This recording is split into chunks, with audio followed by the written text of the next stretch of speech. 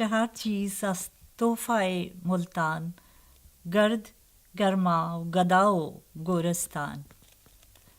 صوفیاء کرام کی ایک زرخیز سرزمین شہر ملتان، جس کی تاریخ بہت ہی پرانی ہے، اور اس سرزمین سے بہت سی نایاب ہستیاں مارز وجود میں آئیں جو ہر شعبے سے تعلق رکھتی ہیں، لیکن خاص طور پر تعلیم و تدریس کا شعبہ ایک ایسا شعبہ ہے جس میں ایسی ہستیوں نے بہت سے کارہائے نمایاں انجام دیے ہیں، اور انہی میں سے ایک ایسی ہمہ جہت شخصیت ہمارے درمیان اس وقت موجود ہے جن پہ بلا شبہ ہمیں فخر ہے، ناز ہے. ہمارے ایک ایسے پاکستانی جو آج کل یورپ اور برطانیہ کے دورے پر ہیں، وہ اس وقت برطانیہ بھی تشریف لائے ہیں اور ہمارے آج کے مہمان ہیں جناب پروفیسر ڈاکٹر حمید رضا صدیقی صاحب. تو آج ہم انہیں اپنے مہمان کرنے جا رہے ہیں اور ہمیں فخر ہے کہ ہمیں ان کی میزبانی کا شرف حاصل ہوا ہے. وہ اپنی شخصیت میں ایک مکمل ادارے کی حیثیت رکھتے ہیں، ایک ماہر تعلیم، صحافی، کالم نویس، تجزیہ نگار، ریڈیو اور ٹی وی پریزنٹر اور بہت کچھ. تو آئیے ان سے آپ کی ملاقات کرواتے ہیں. پروفیسر ڈاکٹر حمید رضا صدیقی صاحب، خوش آمدید کہتے ہیں آپ کو. شکریہ. ایک ماہر تعلیم، پرنسپل برٹش یونیورسٹی ملتان، ادیب، کالم نویس، تجزیہ نگار، ریڈیو اور ٹیلی ویژن سے بھی پروگرام کرتے رہے ہیں اور بہت کچھ. تو آئیے جانتے ہیں ان کے بارے میں. جی پروفیسر صاحب، آپ ماشاءاللہ سے جیسے میں نے کہا کہ ایک ہمہ جہت شخصیت ہیں اور بہت سی اچیومنٹ ہیں آپ کی تدریسی شعبے میں، بے شمار آپ نے کارہائے نمایاں انجام دیے ہیں اور دے رہے ہیں. تو میں جاننا چاہوں گی کہ یہ تمام سفر آپ کا جو زمانہ طالب علمی سے ڈاکٹریٹ تک کا ہے، یہ کس طرح شروع ہوا اور کس طرح آپ نے اسے اب لے کے چلے ہیں؟ میں یہ عرض کروں گا کہ میرا طالب علمی کا دور ایک اچھا دور تھا، اور ظاہر ہے کہ انسان کی جو شخصیت بنتی ہے اور وہ سب کے سب انہی بنیادوں پر ہوتی ہے جو تعلیمی اداروں میں ماحول ہوتا ہے. میں نے عام تعلیمی اداروں سے تعلیم حاصل کی. میں ایک ایم بی پرائمری اسکول میں پڑھتا تھا، جسے ہم کہتے ہیں، ہم ٹاٹوں پر بیٹھتے تھے. ایک عام سا اسکول تھا، لیکن میں یہ سمجھتا ہوں کہ اس دور میں جو استاد تھے وہ بہت اچھے تھے. وہیں سے وہ بنیاد جو ہے اٹھائی گئی کہ وہیں سے استادوں نے ہمیں لکھنا اور پڑھنا اور بولنا جو ہے وہ سکھایا، اور وہیں سے ہمیں یہ صلاحیت پیدا ہوئی کہ ہم کچھ بول سکیں، سیکھ سکیں. بزم ادب وغیرہ یہ ساری تقریب اس زمانے میں ہوا کرتی تھی. تو وہاں سے آغاز کیا، اور پھر اسی طریقے سے ہائی اسکول میں پہنچا ملتان میں. میری تمام تعلیم ملتان میں ہی مکمل ہوئی. تو اسلامیہ اسکول عام خاص باغ کہلاتا ہے، وہاں سے میں نے میٹرک کیا. پھر اسی طرح اسلامیہ کالج میں نے داخلہ لیا اور گریجویشن وہاں سے کی.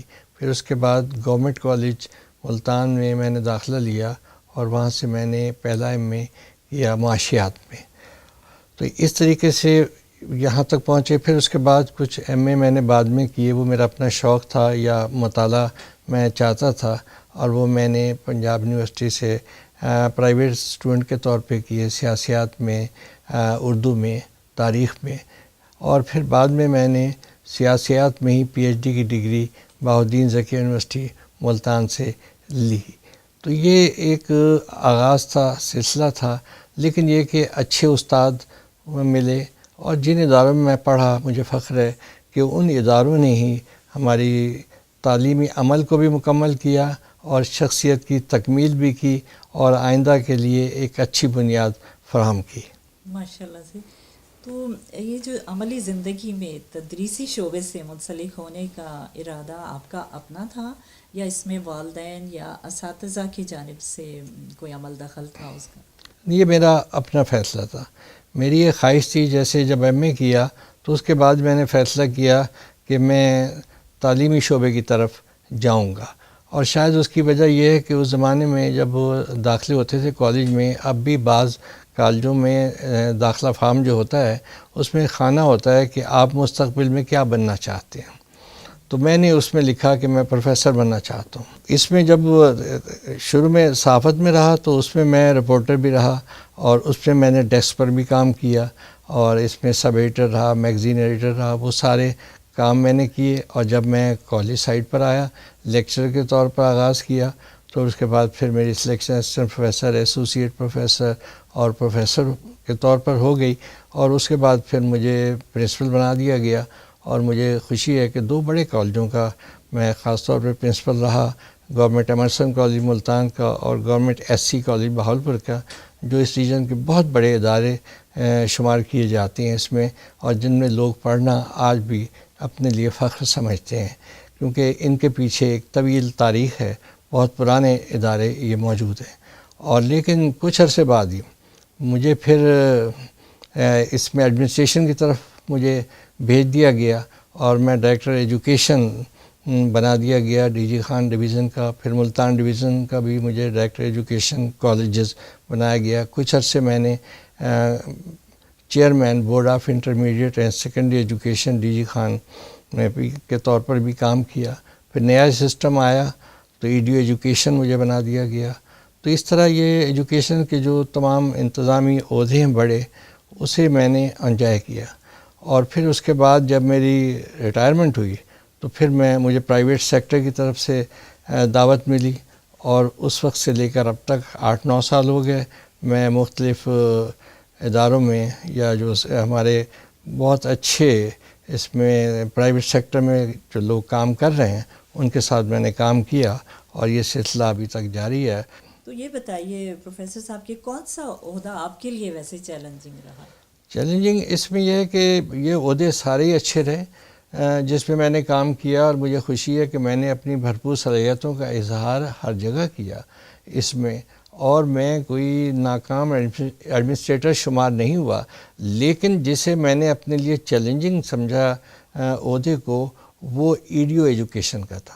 وہ اس لحاظ سے کہ یہ ایک نیا سسٹم تھا جو مشرف دور میں اس میں آغاز کیا گیا. اچھا یہ بتائیے کہ اس کے علاوہ بھی آپ نے یقیناً تدریس کے علاوہ لکھنے لکھانے کا جو آپ کا شوق ہے، آپ نے کچھ کتابیں بھی لکھی ہیں، کچھ اس بارے میں بتائیے کہ آپ نے کتنی کتابیں لکھی ہیں؟ جی، اس میں ایسا ہے کہ طالب علم کے دور سے ہی لکھنے کا شوق رہا، اور مضامین میں لکھا کرتا تھا، اور کالج میگزین کا ایڈیٹر بھی میں رہا. اور اس کے بعد میں نے اخبارات میں مسلسل مضامین لکھے. میرا خیال یہ ہے کہ اب تک اخبارات میں میرے 700-800 مضامین شائع ہو چکے ہیں، جو مختلف میں مسلسل لکھتا رہتا ہوں اس میں. اور وہ موضوعات میرے مختلف نوعیت کے رہے. میں نے ادبی مضامین بھی لکھے، اور اس کے علاوہ زیادہ تر جو میں نے مضامین لکھے سیاسیات پر، معاشیات پر، تحریک پاکستان پر، اقبال پر، قائد اعظم پر، یعنی پاکستان پر زیادہ لکھا کہ میرا محبوب موضوع پاکستانیت ہے. تو میں پاکستانیات پر جو ہے میں نے کافی مضامین لکھے، اور اب بھی لکھ رہا ہوں. لیکن یہ کہ اس کے ساتھ ساتھ کتابیں بھی میں نے لکھی. کچھ تو میری جو ہے نصابی کتب ہیں، ٹیکسٹ بکس ہیں، وہ 1 درجن کے قریب ہیں، اور وہ میں نے انٹر لیول، ڈگری اور پوسٹ گریجویٹ لیول کے لیے لکھی. مثلاً میں نے ایم اے سیاسیات کے لیے کچھ کتابیں لکھی. بی اے میں میری کتابیں جو زیادہ پسند کی گئیں وہ مطالعہ پاکستان کی کتابیں. جب مضامین نیا سبجیکٹ کے طور پر 1981 میں اس کو انٹروڈیوس کرایا گیا تو کتابیں نہیں تھیں، تو میں نے کتاب لکھی اور لوگوں نے پسند کیا، اور نتیجہ یہ ہے کہ نصابی کتب جو مصنفین لکھتے ہیں وہ زیادہ عرصے نہیں چلتی. لیکن خوشی کی بات یہ ہے کہ میری لکھی ہوئی مطالعہ پاکستان کی کتاب اب تک جو 1981 سے لے کر اب تک چل رہی ہے، اور میرا خیال یہ ہے کہ اب تک جو ہے اس کی 1.5 لاکھ سے زیادہ کاپیاں شائع ہو چکی ہوں گی، اور اب بھی وہ مختلف تعلیمی اداروں میں اس میں تجویز کی جاتی ہے. اور وہ انٹر کے لیے بھی میں نے لکھی. اس کے علاوہ معاشیات پہ بھی ٹیکسٹ بکس جو ہیں میری لکھی گئیں، لیکن زیادہ پاپولر میں نے کہا مطالعہ پاکستان پر رہی. لیکن یہ تو درسی کتب کی بات ہے، ظاہر ہے کہ وہ مخصوص حلقوں میں پڑھائی جاتی ہیں، مخصوص اداروں میں، لیکن اس سے ہٹ کر جو میں نے کتابیں میری شائع ہوئیں وہ 6-7 کتابیں آئی ہیں، اور وہ سب کی سب تحریک پاکستان اور اس میں قائد اعظم سے متعلق، مثلا قائد اعظم کیسا پاکستان چاہتے تھے، میری بک شائع ہوئی اس میں، اور اقبال کی سیاسی بصیرت، اقبال اور جد و جہد آزادی، اس پر میری کتاب جو ہے وہ شائع ہوئی۔ میں نے کہا کہ میرے پسندیدہ موضوعات پاکستان کے حوالے سے ہیں۔ اسی بھی مجھے یہ سوال یاد ہے کہ آپ نظریہ پاکستان فورم ضلع ملتان کے صدر بھی ہیں، تو ظاہر ہے آپ کی دلچسپی اسی سبجیکٹ میں ہے، اس سلسلے میں آپ نے کافی کام کیا ہے، کچھ اس بارے میں روشنی ڈالیں۔ جی ہاں، اس میں ایسا یہ کہ پاکستان لیول پر نظریہ پاکستان ٹرسٹ جو ہے وہ حکومت پنجاب کے ایک حکم کے مطابق جو ہے بنایا گیا، تشکیل دیا گیا ایک ٹرسٹ ہے، اور مجید نظامی اس کے صدر ہیں پورے پاکستان کے۔ تو اس لحاظ سے نظریہ پاکستان ٹرسٹ کی جو برانچیں ہیں وہ نظریہ پاکستان فورم کراتی ہیں۔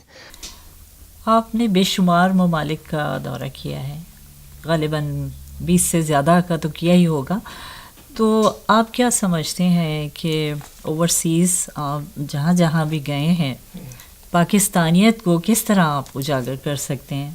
جی ہاں، اس میں ایسا ہے کہ سیر و سیاحت کا مجھے شوق رہا، پاکستان کا بھی تمام علاقے میں نے دیکھے، اور اس کے بعد خواہش ہوئی کہ میں پاکستان سے باہر جو ہے وہ جاؤں، تو مجھے موقع ملا اور میں بہت سے ملکوں میں گیا، اور ابھی میں یورپ کے 6-7 ملکوں کا دورہ کر کے برطانیہ میں پہنچا ہوں، اور اس سے پہلے ایران کا، ہندوستان کا، امریکہ کا اور ملکوں کا دورہ کیا۔ تو ظاہر ہے کہ اس میں موازنہ بھی ہوتا ہے، اور انسان کا ذہن بھی وسیع ہوتا ہے، نئی معلومات سامنے آتی ہیں، اور اس میں نئے تصورات آتے ہیں۔ آپ استاد بھی ہیں اور ایک شفیق والد بھی ہیں، تو میں یہاں جاننا چاہوں گی آپ اپنی اولاد کے بارے میں آپ نے کس طرح کا رویہ رکھا ہے، خاص طور پر تعلیمی حوالے سے؟ اس میں ایسا ہے کہ جب ہم دوسروں کی تعلیم دے رہے ہوں یا دوسروں کی تربیت کر رہے ہیں، تو بچوں کو، اپنے بچوں کو جو ہے ان کو بھی وقت دینا چاہیے، ان کے لیے بھی کام کرنا چاہیے۔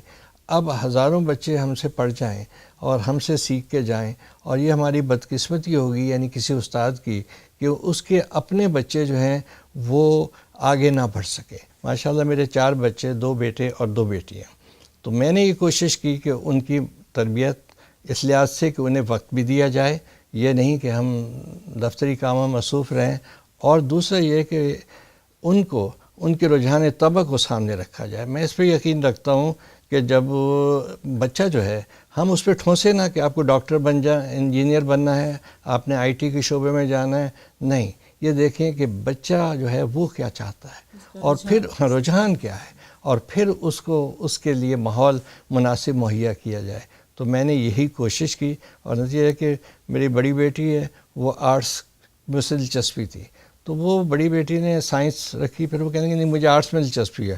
میں نے کہا ٹھیک ہے، پھر آرٹس پڑھ لو، مجھے کوئی اعتراض نہیں ہے اس میں۔ تو اس کے ہیڈ مسٹرس نے کہا پروفیسر صاحب آپ کو کیا دقت ہے اگر بچی کو اس میں دقت ہے؟ میں نے کہا نہیں، اس کی جو ہے اس میں دلچسپی اس کی نہیں ہے، اور میں نے اس کے باوجود اسے کہا کہ آرٹس پڑھیے۔ نتیجہ ہے کہ آرٹس میں وہ بہتر گئی، اور MA کیا اس نے، اور پوزیشن بھی لی اس نے، تو اس لیے کہ اس کے رجحان طبع کے مطابق آ گئے۔ تو ایک بچی نے یہ کیا، دوسری بچی سائنس میں دلچسپی تھی، اس نے میٹرک میں اور FSC میں اور اس سے پہلے مڈل میں بھی پوزیشن لی، اور اس نے ٹاپ کیا، تو اس کی دلچسپی ادھر تھی، اور اس نے MBBS کیا۔ اب وہ ڈاکٹر ارم ناز امریکہ میں اس وقت جو ہے وہ موجود ہے، اور اس لیے یہ پہلی بیٹی آرٹس میں گئی، ٹھیک رہی۔ بیٹے جو ہے ان کی دلچسپی سائنس کی طرف تھی، انجینئرنگ کی طرف، انہوں نے کہا جی ہم انجینئر بننا چاہتے ہیں، تو میں نے کہا میتھ، انہوں نے کہا ٹھیک ہے۔ تو دونوں بیٹے میرے انجینئر بنے۔ بڑا بیٹا فاروق، اس نے انجینئرنگ کی اور میکینیکل میں، اور آج کل وہ اسکالرشپ پر آکسفورڈ یونیورسٹی میں جو ہے PhD کر رہا ہے۔ اسکالرشپ اس نے لیا اور لیکچرشپ اس نے اختیار کی ملتان میں۔ اور دوسرا بیٹا احمد دانیال، اس نے بھی دلچسپی ظاہر کی کہ مجھے انجینئرنگ سے، انہوں نے الیکٹریکل میں انجینئرنگ کی، اور آج کل جو ہے پھر وہ گلاسکو میں جو ہے اسکالرشپ پائے۔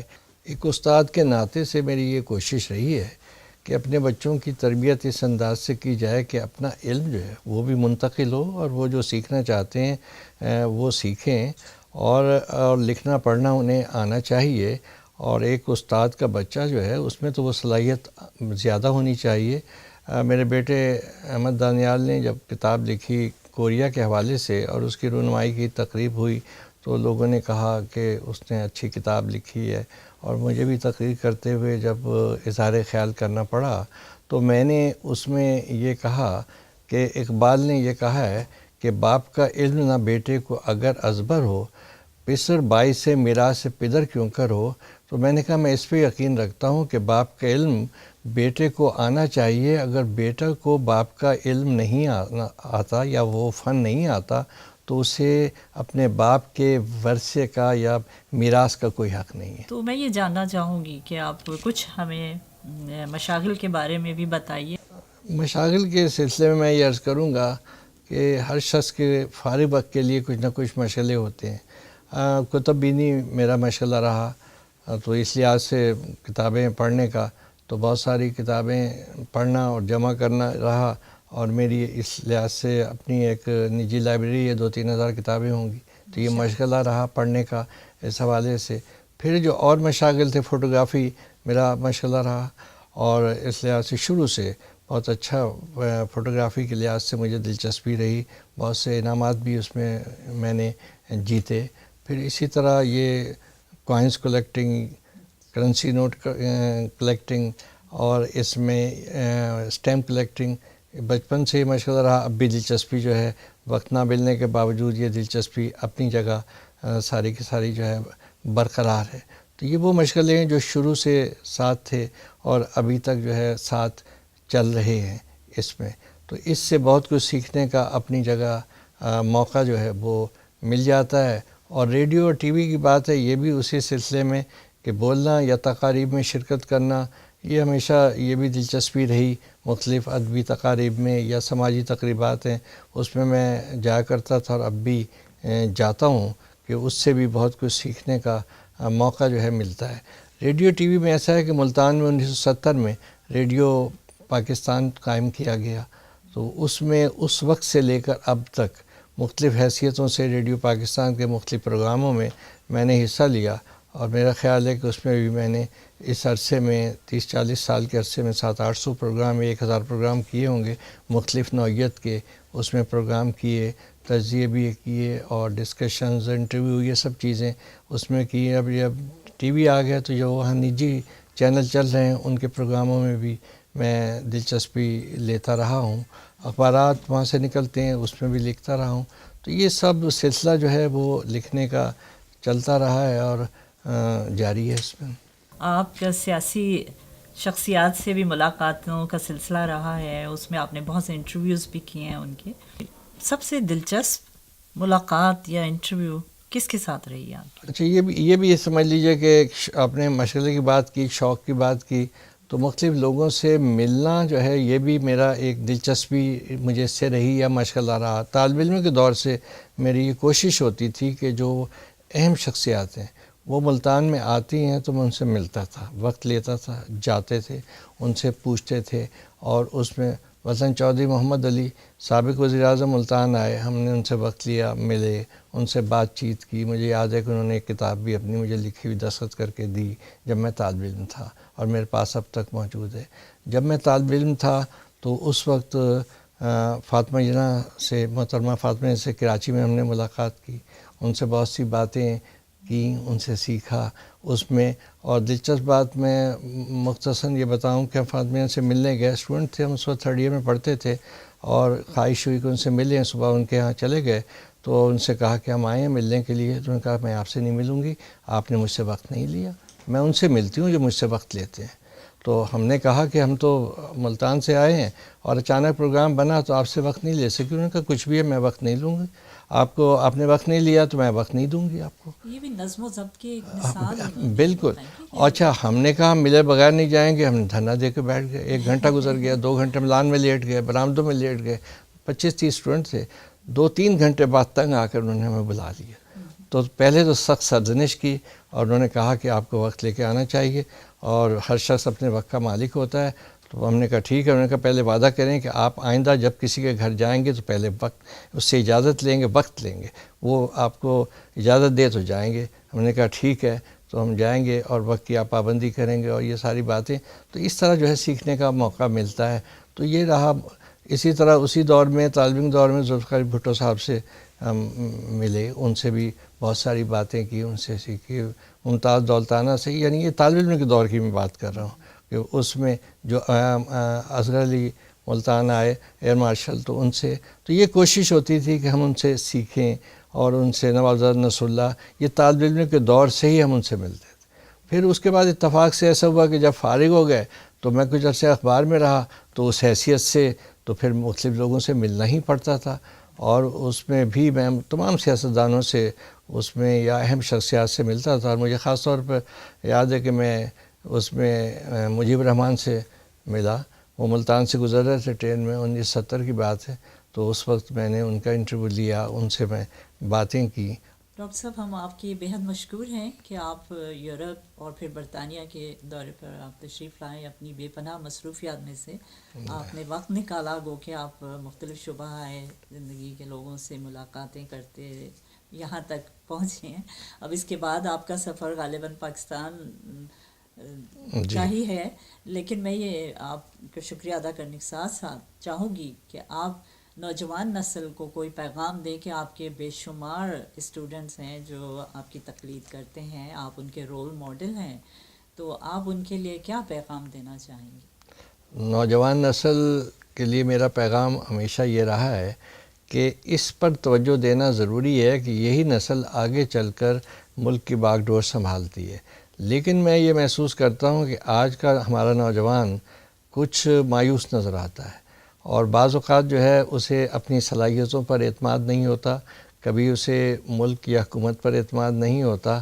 تو میں نوجوان نسل کو یہ کہوں گا کہ وہ مایوس نہ ہوں, اور وہ بہتر حالات کی طرف, بہتری کی طرف توجہ دیں, اور اس میں یہ سوچیں, اب مثبت رویہ وہ اختیار کریں اور قانون کی پاسداری کریں. اور اصل بات یہ ہے کہ اپنے آپ کو مستقبل کے لیے تیار کریں.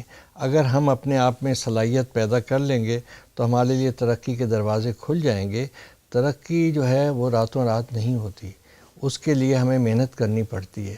تو اس لیے نوجوان نسل کو مثبت رویہ اختیار کرنا چاہیے اور اپنے آپ کو تیار کرنا چاہیے مشکل سے مشکل حالات کا مقابلہ کرنے کے لیے. اگر وہ یہ اپنے آپ میں صلاحیت پیدا کر لیں اور صرف تعلیم کو توجہ دیں, اس پر توجہ دیں, بیکار مشاغل جو ہے وہ ختم کر دیں, تو وہ پھر اپنے اس مستقبل کو پالیں گے جس کا خواب وہ دیکھ رہے ہیں یا ان کے والدین دیکھتے ہیں.